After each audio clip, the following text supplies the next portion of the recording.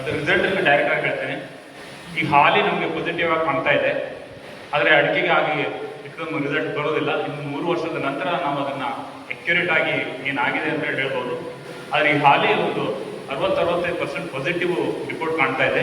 ಅದನ್ನೇ ನಾವು 6 ಎಕರೆ ಬಿಟ್ಟು ಮತ್ತೆ ನಮ್ಮದು ಟೋಟಲ್ 15 ಎಕರೆ ಕ್ಷೇತ್ರ ನಮ್ಮೂರಿದ್ದು, ಬಾಕಿ ಕ್ಷೇತ್ರಕ್ಕೂ ಒಂದು 10 ಎಕರೆ ಕ್ಷೇತ್ರಕ್ಕೂ ನಾವು ಇದನ್ನು ಮಾಡ್ತಾ ಇದ್ದೇವೆ ನಾವು ಸ್ವಂತ ಖರ್ಚಿಂದ. ಈಗ ವಿಜ್ಞಾನಿಗಳು ನಮ್ಮ ಕ್ಷೇತ್ರಕ್ಕೆ ಆಗಾಗ ಭೇಟಿ ನೀಡಿ ಸಂಪೂರ್ಣವಾದ ಮಾಹಿತಿಯನ್ನು ನೀಡ್ತಾರೆ, ಅದೇ ಪ್ರಕಾರ ಮಾಡಬೇಕಾಗ್ತದೆ. ಆದರೆ ಇದರಲ್ಲಿ ಇನ್ನೊಂದು ಪ್ರಮುಖವಾದ ಅಂದರೆ ಎಲ್ಲರೂ ಕಾರ್ಯವನ್ನು ಮಾಡಲೇಬೇಕು. ಈಗ ನಮ್ಮಲ್ಲಿ ಕೊಚ್ಚಪಾಲ ಇದೆ, ಈಗ ಅರ್ಧ ಗುಂಟೆ 1 ಗುಂಟೆ ಅಂತ ಅಲ್ಲಲ್ಲಿ ಮಿಕ್ಸ್ ತೋಟಗಳಿದೆ, ಅವರೆಲ್ಲರೂ ಮಾಡಬೇಕಾಗ್ತದೆ.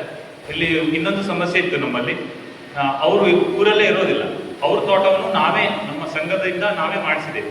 ನಮ್ಮಲ್ಲಿ ಒಂದು ಆರ್ಗನೈಸೇಷನ್ ಇದೆ, ಯುವಕ ಸಂಘ ಅಂತೇಳಿ. ಆ ರೀತಿ ಮಾಡಿದಾಗ ಮಾತ್ರ ಇದು ಸಕ್ಸಸ್ ಆಗ್ತದೆ. ಇವರು ಹೇಳಿದ ಇದನ್ನು, ಆದರೆ ಸ್ವಲ್ಪ ಕಾಸ್ಟು ಇಫೆಕ್ಟ್ ಜಾಸ್ತಿ ಇದೆ.